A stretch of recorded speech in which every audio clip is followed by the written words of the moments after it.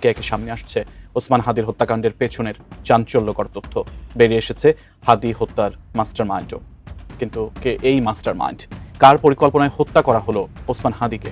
শরীফ ওসমান হাদির ঘটনার নেপথ্যে সেনাপ্রধান ওয়াকারুজ্জামান ও বিএনপি দেশে একটা অস্থিতিশীলতা সৃষ্টি করে ডক্টর ইউনূসকে হটানো যায় কিনা বা ভিন্ন কিছু করা যায় কিনা, আর এগুলোর নেপথ্যে ওয়াকারুজ্জামান সেনাপ্রধান ডক্টর মোহাম্মদ ইউনূসের নির্দেশে সারা দেশব্যাপী এই ভাঙচুর হয়েছে এবং এই যে স্পেসিফিক ইনস্টিটিউশন ছায়ানট, প্রথম আলো, ডেইলি স্টার, এই সব ভাঙচুরের নির্দেশ দিয়েছিলেন স্বয়ং প্রধান উপদেষ্টা। তার এই নির্দেশ বাস্তবায়নের সমন্বয়কের ভূমিকা পালন করেছে তারই এক বিশেষ সহকারী, যিনি একটি ভিনদেশী নাগরিক। কারণ বিশ্ব মিডিয়া এগুলো কিন্তু সকল কিছু নজরদারি করছে, ভারত নজরদারি করছে, এগুলো কিন্তু বিশ্ব মিডিয়ার কাছে ভালোভাবে যাচ্ছে না এবং বিশ্বের অন্যান্য যে সকল বড় বড় দেশ আছে তারাও ভালোভাবে এই সকল বিষয় নিচ্ছে না। কিন্তু হাদি জানাজার পরে বাংলাদেশে এই এক সপ্তাহে অনেক খেলা হবে, সেই খেলায় কে জিতবে, কে হারবে, কার লাভ হবে, কার লস হবে। ডক্টর ইউনূস আজকে যে চেয়ারে বসেছে, সংবিধানের কোন পৃষ্ঠার মধ্যে লেখা আছে যে নির্বাচন ছাড়া কোনো রাজনৈতিক দল বাংলাদেশে ক্ষমতায় আসতে পারে? দেখান আমার এটা কোন কত অনুচ্ছেদে কোন জায়গায় আছে, মিনিমাম একটা দেখান, একদম ফুল স্টপ করে দেওয়া হয়েছে। দর্শক, নতুন একটা নিউজ আপনাকে স্বাগতম। প্রিয় দর্শক, বাংলাদেশের যে বর্তমান রাজনৈতিক প্রেক্ষাপট এবং যে পরিস্থিতির সৃষ্টি হয়েছে তারই আলোকে আপনাদের সামনে কয়েকটা গুরুত্বপূর্ণ খবর নিয়ে হাজির হয়েছি, যার কিছুটা অংশ বিশেষ ইতিমধ্যেই ভিডিওর শুরুতেই দেখেছেন। তো দর্শক, ভিডিওর শুরুটা দেখেই কিন্তু বুঝতে পেরেছেন যে আজকে নিউজটা ঠিক কতটা গুরুত্বপূর্ণ এবং ঠিক কোন বিষয়টাকে ইঙ্গিত করছে। তাই বলবো, যারা ভিডিওটি অন করেছেন না টেনে সম্পূর্ণ নিউজটি মনোযোগ সহকারে দেখতে থাকুন, তাহলে আজকের মূল বিষয়টা বুঝতে পারবেন। তো দর্শক, আর দেরি না করে চলুন দেখে আসবো আজকে সেই কাঙ্ক্ষিত ভিডিওগুলো। তবে তার আগে বলবো, যারা প্রতিনিয়ত আপডেট খবর দেখতে চান তাহলে অবশ্যই আমাদের চ্যানেলটি সাবস্ক্রাইব করে পাশে থাকা বেল আইকনটি ক্লিক করে দিন। আর যারা ইতিমধ্যে এই চ্যানেলটি সাবস্ক্রাইব করে রেখেছেন তাদেরকে অসংখ্য ধন্যবাদ। তো চলুন দর্শক, ভিডিওটিতে একটি লাইক দিয়ে আমরা ধারাবাহিকভাবে সবগুলো ভিডিওর আলোচনা দেখে আসি। মূল ঘটনা হলো, এটা বিশ্বাস করতে আপনাদের অনেকের কষ্ট হবে, কিন্তু আমার সূত্র আমাকে নিশ্চিত করেছে যে অন্তর্বর্তীকালীন সরকারের প্রধান উপদেষ্টা ডক্টর মোহাম্মদ ইউনূসের নির্দেশে সারা দেশব্যাপী এই ভাঙচুর হয়েছে এবং এই যে স্পেসিফিক ইনস্টিটিউশন ছায়ানট, প্রথম আলো, ডেইলি স্টার, এই সব ভাঙচুরের নির্দেশ দিয়েছিলেন স্বয়ং প্রধান উপদেষ্টা। তার এই নির্দেশ বাস্তবায়নের সমন্বয়কের ভূমিকা পালন করেছে তারই এক বিশেষ সহকারী, যিনি একটি ভিনদেশী নাগরিক। এই বিশেষ সহকারী তার খুব ঘনিষ্ঠ একজন প্রবাসী ইউটিউবার, যিনি ফ্রান্সে থাকেন, তার সহায়তা কামনা করেছেন এবং তখন সেই ফ্রান্সের ইউটিউবার তার আরেকজন অনুসারী ইউটিউবার, যিনি মার্কিন মুলুকে থাকেন, তার সাথে কথা বলেছেন এবং এইবার আপনারা দুয়ে দুয়ে চার মিলান দেখবেন। যখন ভাঙচুর চলছে, প্রথম আলো ভাঙা হয়েছে, এবার আপনারা ডেইলি স্টারে আসেন, কারা কারা এই ইনস্ট্রাকশন গুলো দিয়েছে ফেসবুকের মাধ্যমে। এবং এটার জন্য বৃহস্পতিবার বেছে নেওয়া হয়েছিল, যে বৃহস্পতিবার রাতের পরে শুক্রবার দিন ছুটি, সুতরাং এই ঘটনাগুলো ঘটানো খুব ইজি হবে। এবং এই ব্যক্তিগত সহকারীর পক্ষ থেকে স্বরাষ্ট্র উপদেষ্টাকে বলা হয়েছিল যে যেহেতু ওসমান হাদি মারা গেছে, ছাত্র জনতার শোকাহত, তারা স্বতঃস্ফূর্তভাবে শোক জানাতে রাস্তায় নামতে পারে, তাদের যেন কোনোভাবে বাধা না দেওয়া হয়। স্বরাষ্ট্র উপদেষ্টা যখন বুঝতে পারেন যে এরকম ভাঙচুর হবে এবং সেই ভাঙচুরে তার আইন শৃঙ্খলা রক্ষাকারী বাহিনী বাধা দেবে না, তখন তিনি মোবাইলটি অফ করে রাখেন। কারণ তিনি জানেন যে ঢাকা শহরে বা সারা দেশে যখন এই সন্ত্রাসী ঘটনাগুলো ঘটবে, ভাঙচুর হবে, তখন স্বভাবতই মানুষজন স্বরাষ্ট্র উপদেষ্টাকে খুঁজবে। বৃহস্পতিবার রাতে যারা স্বরাষ্ট্র উপদেষ্টার সাথে যোগাযোগের চেষ্টা করেছেন, অনেকেই খেয়াল করেছেন তার মোবাইল বন্ধ ছিল। এবং যখন এই সন্ত্রাসী ঘটনাগুলো ঘটে, তখন পুলিশের আইজিপি ডাক্তার বাহার তিনি স্বরাষ্ট্র উপদেষ্টার পরামর্শ পাওয়ার জন্য তাকে ফোন করে দেখেন তিনি মোবাইল বন্ধ, এবং এক পর্যায়ে আইজিপি নিজেও তার মোবাইলটি বন্ধ করে রাখেন। পরে ঘনিষ্ঠ একজনের কাছে স্বরাষ্ট্র উপদেষ্টা খুব দুঃখ করে বলেছেন যে ভালা মানুষের ভাত নাই। তো এই যে মানে টেকনিকটা দেখেন, ডক্টর ইউনূস এটা তার সুন্দর মেটিকুলাসলি ডিজাইনের মাধ্যমে এই কাজটা করেছে। এই ঘটনাগুলো ঘটার পরে, এই যে এতগুলো কমপক্ষে 10 জন মারা গেছে সারা দেশে, কোনো ঘটনায় কোনো মামলা হয়নি। আন্তর্জাতিক মিডিয়ায় যখন ময়মনসিংহের ভালুকার ঘটনাটি এলো, যেমন এই যে দীপুকে পুলিশ অ্যারেস্ট করেছিল, তাকে থানা থেকে বের করে নিয়ে পিটিয়ে হত্যা করে তারপরে তাকে ঝুলিয়ে পুড়িয়ে দেওয়া হয়েছে। এই ঘটনায় আন্তর্জাতিক মিডিয়া যখন সোচ্চার হয়েছে, তখন 7 জনকে একটা আই ওয়াশের জন্য গ্রেপ্তার করা হয়েছে।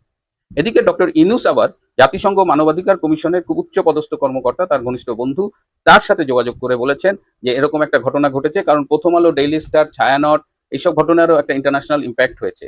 এই ইম্প্যাক্টের ফলে ডক্টর ইউনূস তখন তার বন্ধুর কাছে, জাতিসংঘের বন্ধুর কাছে সহায়তা কামনা করেন এবং বন্ধু বলছেন যে ঠিক আছে, doctor Yunus, you leave it on me, তুমি আমার উপরে ছেড়ে দাও, আমি এটা ম্যানেজ করবো। এবং তারপরেই দেখেছেন জাতিসংঘ মানবাধিকার কমিশনের পক্ষ থেকে ওসমান হাদির মৃত্যুর ব্যাপারে বিবৃতি এসেছে, এবং তারা, আমি অবাক হব না যদি দেখি যে তারা একটা ইনভেস্টিগেশন টিম পাঠায় দিয়েছে বাংলাদেশে। জাতিসংঘের মহাসচিবও দেখলাম ওসমান হাদির মৃত্যু নিয়ে কথা বলেছে। সুতরাং এই যে মেটিকুলাসলি ডিজাইন, এই পুরা ডিজাইনটা খুব নিখুঁতভাবে করা হচ্ছে। একটা মাত্র ভুল সেখানে হয়েছে যে এই উগ্র জঙ্গি গোষ্ঠী, সন্ত্রাসী গোষ্ঠী, তারা ভারতের চিটাগাং এবং খুলনার স্থানীয় কার্যালয় এবং তাদের যে রাষ্ট্রদূতের পক্ষে যিনি থাকেন, দূতাবাসের পক্ষে, তার বাসভবন আক্রমণ করেছে। That was the only mistake doctor Yunus committed, এবং এটার জন্য তাকে মাসুল দিতে হবে। আমি জানি আপনারা অনেকেই অবাক হচ্ছেন, কিন্তু ডক্টর ইউনূসকে যারা এখনো চেনেননি তারা একটু মিলিয়ে দেখবেন যে এই মানুষটা এরকমই, এবং খুব নিখুঁতভাবে তিনি এই ওসমান হাদির মৃত্যুকে কেন্দ্র করে তিনি আজকে এই যে সংসদ ভবনে লোক আনাটানা, তিনি একটা গত বছরের জুলাই আগস্টের একটা ভাই বানার চেষ্টা করছেন, কারণ তিনি সরকার পরিচালনায় ব্যর্থ, বাংলাদেশের অর্থনীতি ধ্বংসের মুখে, বাংলাদেশের জঙ্গিবাদের সর্বত্র উত্থান ঘটেছে, এবং সারা পৃথিবীতেই বাংলাদেশের এই বাস্তব অবস্থাটা কিন্তু মিডিয়ার কল্যাণে, সামাজিক যোগাযোগ মাধ্যমের কল্যাণে এবং নিজস্ব সূত্রের মাধ্যমে সব দেশের কাছেই পরিচিত। সুতরাং এই জায়গা থেকে ডক্টর ইউনূস, এবং কষ্ট এই জায়গায় লাগে যে এই প্রথম আলো ডক্টর ইউনূস এবং তার উপদেষ্টা পরিষদকে ক্ষমতায় বসানোর জন্য অনেক ভূমিকা রেখেছে, এবং ডেইলি স্টার, সেই প্রথম আলো ডেইলি স্টারের এই বিপদের দিনে ইউনূসের কোনো উপদেষ্টা পাশে গিয়ে দাঁড়ায়নি। এটাই রাজনীতি, এটাই ইউনূসের মেটিকুলাসলি ডিজাইন প্ল্যান। বাংলাদেশের বর্তমান talk of the issue Osman হাদির হত্যা, যা ঘিরে শুরু থেকেই তৈরি হয়েছিল রহস্যের জট। তবে এবার সেই রহস্যের জট ধীরে ধীরে খুলতে শুরু করেছে। একে একে সামনে আসছে ওসমান হাদির হত্যাকাণ্ডের পেছনের চাঞ্চল্যকর তথ্য। বেরিয়ে এসেছে হাদি হত্যার মাস্টার মাইন্ডও। কিন্তু কে এই মাস্টার মাইন্ড? কার পরিকল্পনায় হত্যা করা হলো জুলাই অভ্যুত্থানের অন্যতম সংগঠক ওসমান হাদিকে? জুলাই অভ্যুত্থানের অন্যতম সম্মুখ সারির সংগঠক ও ইনকিলাব মঞ্চের আহ্বায়ক শরীফ ওসমান হাদি হত্যাকাণ্ডের পেছনের রহস্য ধীরে ধীরে উন্মোচিত হচ্ছে। হাদির জানাজার দিনই তদন্তে উঠে এসেছে হত্যার পরিকল্পনাকারী ও সহযোগীদের নাম।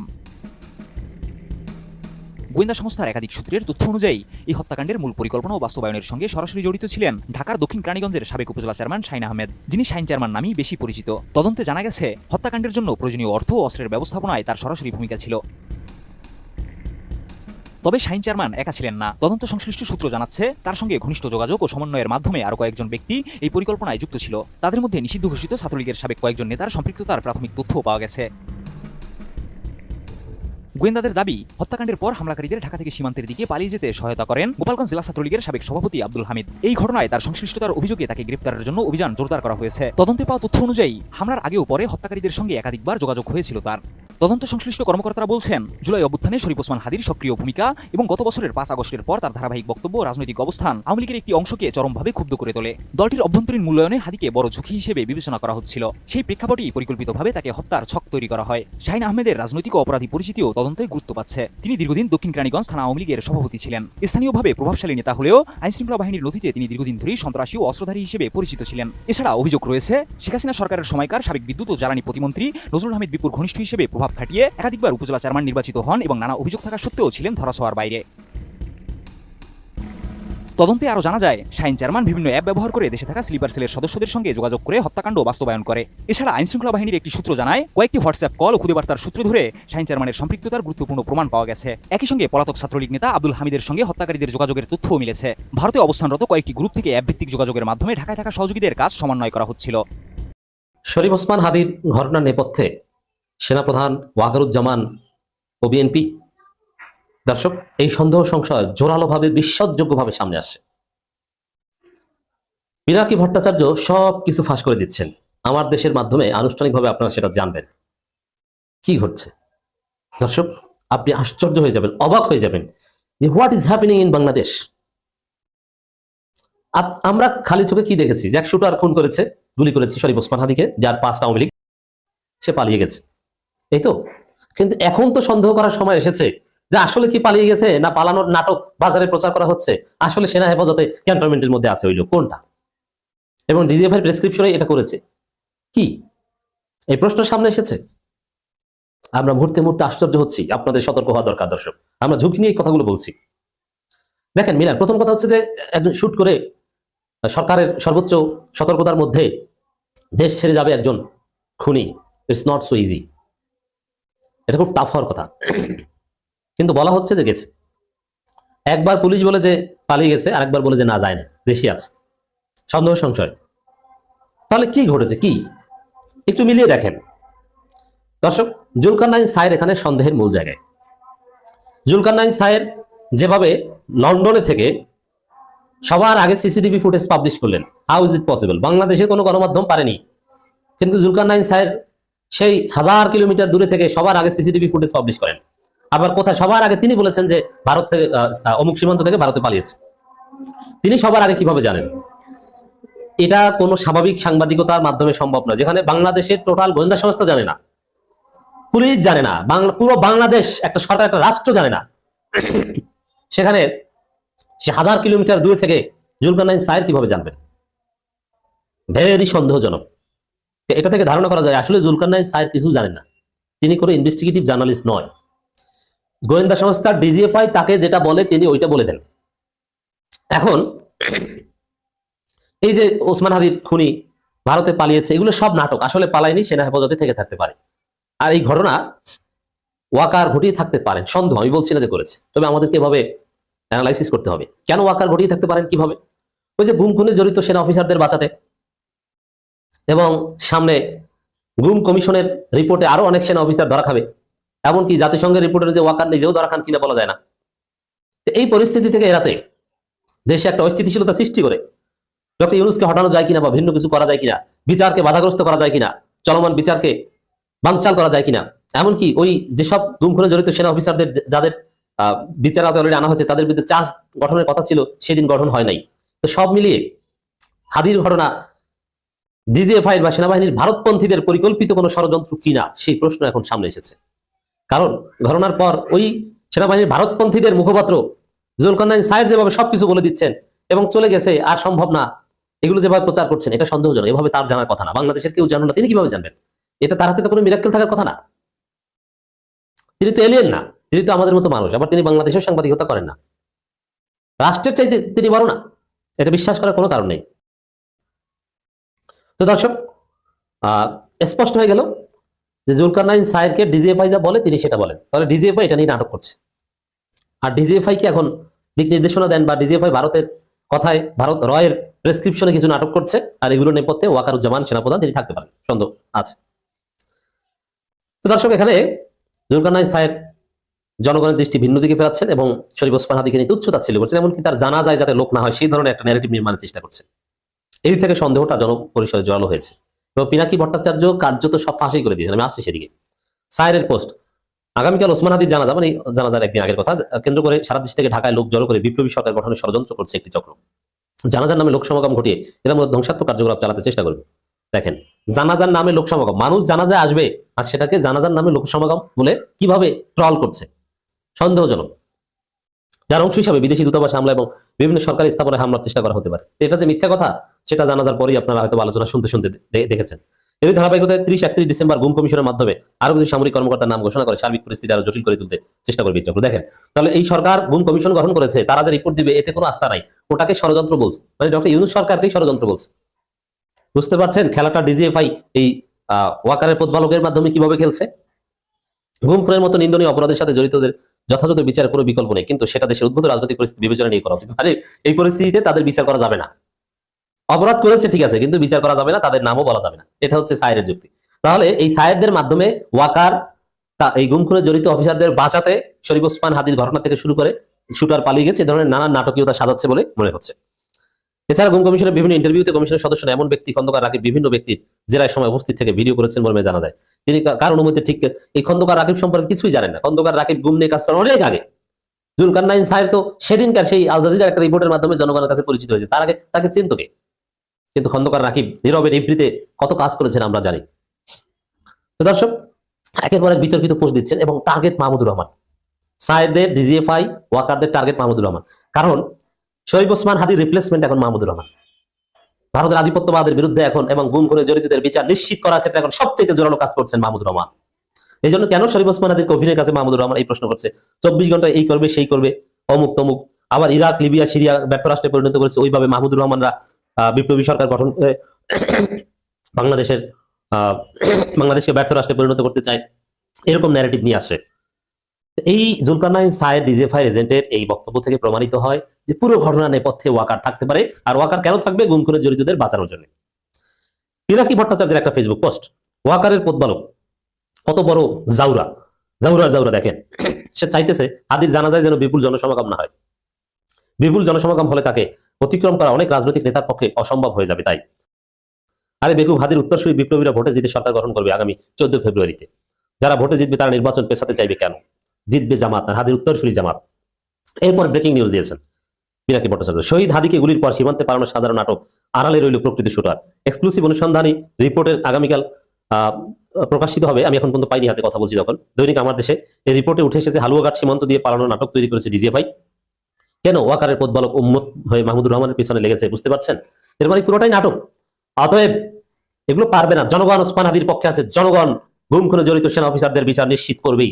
জনগণ প্রয়োজনে ডিজিএফআই বিল্ডিং এর ইট খুলে আনবে, নাট বল্টু খুলে এনে ধলাই খালে বিক্রি করবে, কিন্তু ভারতের কোন ষড়যন্ত্র গুম খুনে জড়িতদের কেউ বাঁচাতে পারবে না। এই হাদি যে নামটা দিয়ে তাকে মিডিয়ার মধ্যে পরিচয় করানো হয়েছে, সেই নামটাই ভুয়া।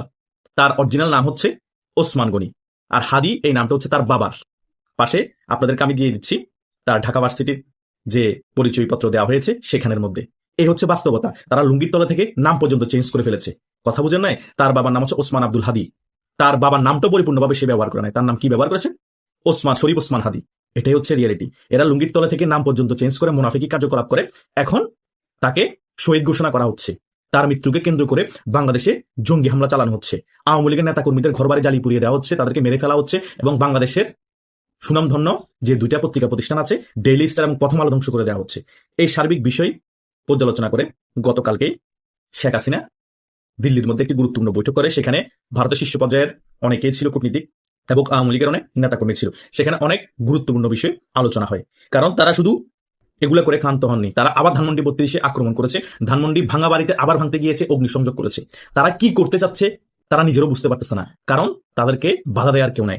তারা গতকালকে সেনাবাহিনীর একজনকে বলছে আমাদের কাছে টাইম নেই, আমাদের ভেঙে তাড়াতাড়ি অন্য জায়গায় যেতে হবে। সেনাবাহিনী হা করে তাকিয়ে আছে, পুলিশ হা করে তাকিয়ে আছে। রাষ্ট্রই এই জঙ্গিদেরকে মদত দিচ্ছে, রাষ্ট্র এদেরকে আশকারা দিচ্ছে। সেই কারণে তারা সারা বাংলাদেশের মধ্যে জঙ্গি আক্রমণ করতে পেরেছে এই 2-3 দিনে। আজকেও তারা হাদির জানাজা নামাজের পর জঙ্গি আক্রমণের প্ল্যানিং সাজিয়ে ফেলেছে। দেখবেন প্রত্যেক জায়গায় তারা বিভিন্ন ধরনের অঘটন ঘটাবে। পুলিশ দাঁড়িয়ে থাকবে, আর্মি দাঁড়িয়ে থাকবে। আরে ভাই, এই বাংলাদেশটা তো শুধু এই জঙ্গিদের না, আর্মিদেরও তো, পুলিশেরও তো, এবং সকলের। বাংলাদেশ তার যে এই সকল গুরুত্বপূর্ণ অবকাঠামো ধ্বংস করে দিচ্ছে। কই সেনাবাহিনী এখন কেন কিছু করছে না? এই ওয়াকারুজ্জামান বলেছিল না 5 আগস্ট পরবর্তী সময়ে বাংলাদেশের দায়িত্ব তিনি নিচ্ছেন, আর বাংলাদেশের কোনো ধরনের অঘটন ঘটলে, বাংলাদেশের কোনো ক্ষতি হলে সকল কিছু দায়ভার তিনি নেবেন। কই, তিনি তো দায়ভারও নিচ্ছে না এবং এগুলো প্রতিহত করছে না, জঙ্গিদেরকেও ধরছে না। তাই নয় কি ডক্টর ইউনূস সম্পূর্ণরূপে এদের মদত দিচ্ছে। এই মব কালচারকে প্রতিষ্ঠা করতে চাচ্ছে ডক্টর ইউনূস সরকার। এইভাবে একটা বাংলাদেশ চলতে পারে? তাই শেখ হাসিনা গুরুত্বপূর্ণ যে বৈঠকটা করেছে সেখানে গুরুত্বপূর্ণ সিদ্ধান্ত হয়তো তিনি নিয়েছে। ওনার ভিতরগত যে আলোচনা হয়েছে সেগুলো তো আমরা সম্পূর্ণরূপে জানতে পারবো না, এবং ভারতীয় কূটনীতিক অনেক যারা উপস্থিত আছে তারাও হয়তো কোনো সাজেশন দিয়েছে শেখ হাসিনাকে যে দলীয় নেতাকর্মীদেরকে কিভাবে হয়তো রাজপথে নামতে হবে, জনগণকে নিয়ে কিভাবে রাজপথে নেমে এই সরকারের পতন ঘটাতে হবে, এবং পাতাম নির্বাচনের ফলে যে সরকার আসবে সেই সরকারকে কিভাবে পতন ঘটাতে হবে। কূটনীতিকভাবে হয়তো ভারত আমাদেরকে অনেক সাহায্য করবে, কিন্তু সাহায্য করলে চলবে না। শেখ হাসিনাকে মাথা খাটিয়ে এবং শীর্ষ পর্যায়ের আওয়ামী লীগের যে সকল নেতারা ওই বৈঠকে ছিল তাদেরকে মাথা খাটিয়ে তারা আওয়ামী লীগকে আরো শক্তভাবে সংগঠিত করতে হবে এবং ফাইন্যান্সিয়াল ভাবে সাপোর্ট দিতে হবে, এবং অনেক নেতাকর্মীকে বাংলাদেশে আসতে হবে। কারাবরণ হোক, অন্তত আওয়ামী লীগের যারা সাধারণ কর্মী আসে তারা কনফিডেন্স পাবে, তারা রাজপথে নামার সাহস পাবে। এখন সকল শীর্ষ পর্যায়ের নেতারা যদি বিদেশে বসে থাকে, মধ্যম পর্যায়ের নেতারা যদি বিদেশে বসে থাকে, তাহলে আওয়ামী লীগের সাধারণ তৃণমূলের কর্মীরা সাহস পাচ্ছে না রাজপথে নামার। এই সকল জঙ্গিদেরকে প্রতিহত করতে পারছে না, কারণ তাদেরকে পুলিশ সাপোর্ট দিচ্ছে না, সেনাবাহিনী সাপোর্ট দিচ্ছে না, এবং সেনাবাহিনী দাঁড়িয়ে দাঁড়িয়ে সকল কিছু দেখছে, কারো জানার নিরাপত্তা না। তাই সেনাবাহিনীর উপর আন্তর্জাতিকভাবে প্রেশার ক্রিয়েট করতে হবে, পুলিশের উপর আন্তর্জাতিকভাবে প্রেশার ক্রিয়েট করতে হবে, যাতে এই জঙ্গিদেরকে প্রতিহত করে এবং আওয়ামী লীগ রাজপথে নামতে পারে, তাদের দাবি আদায় করতে পারে। আওয়ামী লীগ এবং ভারতের কূটনীতিকরা শুধু বৈঠক করলে হবে না, বৈঠকের মধ্যে এই সকল বিষয় যাতে মাঠের মধ্যে ফলপ্রসূ হয় সেই ব্যাপারে আমাদের লক্ষ্য রাখতে হবে। এর আগে শেখ হাসিনা অনেক বৈঠক করেছে দিল্লিতে, নেতাদের উদ্দেশ্যে অনেক কিছু বলেছে, কিন্তু নেতারা সেটা মাঠের মধ্যে প্রতিফলন ঘটাতে পারছে না এবং সাংগঠনিকভাবে অনেক শক্তভাবে গুছিয়ে নিতে পারছে না।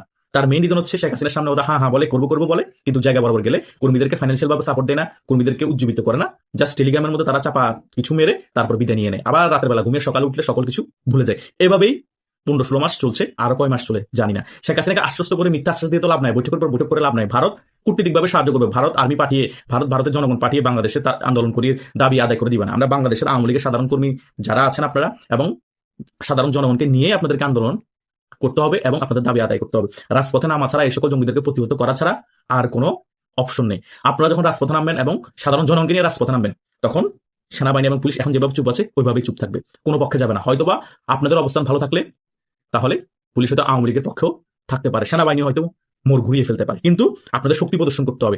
বাঙালি হচ্ছে শক্তের ভক্ত, নরমের জম। আপনি শক্তি প্রদর্শন করতে না পারলে, কোনটার অবস্থায় ঘরে বসে থাকলে, নেতারা বিদেশে বসে বসে টেলিগ্রামে চাপাবাজি করলে কোনো লাভ হবে না। যে লাভ সে কদু। কয়েকদিন পর পর এই জঙ্গিরা প্ল্যানিং করে করে দেশটা গরম করবে, আবার বিভিন্ন আওয়ামী লীগের নেতা কর্মীদের বাড়ি ঘরে হামলা করবে, আগুন জ্বালিয়ে দিবে, আওয়ামী লীগের কর্মীদেরকে পিটিয়ে মেরে ফেলবে এবং বিভিন্ন আওয়ামী লীগের কর্মীদেরকে জেলে ভরে দিবে। তারা শুধু ইস্যু খুঁজবে কিছুদিন পর পর, যাতে চাঙ্গা থাকে সকল ব্যাপার। তার মানে এভাবে চলতেই থাকবে যদি আপনারা স্ট্রংভাবে কোনো পদক্ষেপ না নেন। কারণ রাজনীতি হচ্ছে হয়তো রাজপথ, না হয় জেল। রিস্ক নিতে হবে। যারা আওয়ামী লীগ ক্ষমতা থাকা অবস্থায় সবচেয়ে সুবিধাভোগী ছিলেন, তারাই সবচেয়ে বেশি রিস্ক নিতে হবে। কিন্তু এখন উল্টো হয়ে গিয়েছে, যারা সুবিধাভোগী ছিল না তারা রিস্ক নেওয়ার জন্য প্রস্তুত, আর যারা সুবিধাভোগী ছিল হাজার হাজার কোটি টাকা কামিয়েছেন তাদের ফ্যামিলি নিয়ে বিদেশে বসে আছেন। আর যারা আওয়ামী লীগের আমলে সুবিধাভোগী ছিল না তারা রিস্ক নিতে প্রস্তুত হওয়ার পর তাদেরকে ফাইন্যান্সিয়াল সাপোর্ট দিচ্ছেন না, উজ্জীবিত করছেন না। এভাবে করে ভাই ক্ষমতা আসতে পারবেন, রাজনীতিতে ফিরতে পারবেন। বাজমানার কয়দিন রে ভাই, কুত্তার জীবন বেঁচে তো লাভ নাই, বাঘের মতো একদিন বেঁচে থাকেন না। সাহস দেখান না, নিজেরা সাহস দেখাতে না পারলে কর্মীদেরকে উজ্জীবিত করেন, সাহস দেখান, কর্মীদেরকে ফাইন্যান্সিয়াল সাপোর্ট দেন যে তোর কিছু হয়ে গেল আমি তোর ফ্যামিলিকে দেখবো, ভরণ পোষণ চালাবো, তুই জেলে গেল তোকে জেলে দেখবো, জামিনে বাইর করবে। এভাবে করে কনফিডেন্স দেন না। কত টাকা যাবে? একটা এমপি যদি 50 কোটি টাকা বাজেট করেন তাহলেই খেলা ঘুরে যায়। শুধু 50 কোটি না, 5 কোটি টাকা বাজেট করেন ভাই। একটা এমপি কম না হলো 500,000 কোটি টাকা কামাইছেন না আওয়ামী লীগ ক্ষমতা থাকা অবস্থায়। দলের জন্য, নিজের কর্মীদের জন্য আমি সর্বনিম্ন 5 কোটি টাকা করে বাজেট করতে বলছি, সেটা করেন, সেটাও করবেন না। তো দর্শক, দেখলেন আজকের সবগুলো ভিডিও। আর এই ভিডিওগুলো সম্পর্কিত যদি কোনো তথ্য বা মতামত থাকে তাহলে তো অবশ্যই কমেন্ট করে জানিয়ে দিন। এতক্ষণ সাথে থাকার জন্য ধন্যবাদ। নিউজটি শেষ করছে এখানেই, ফিরছে আগামী ভিডিওতে নতুন কোনো টপিক নিয়ে। আল্লাহ হাফেজ।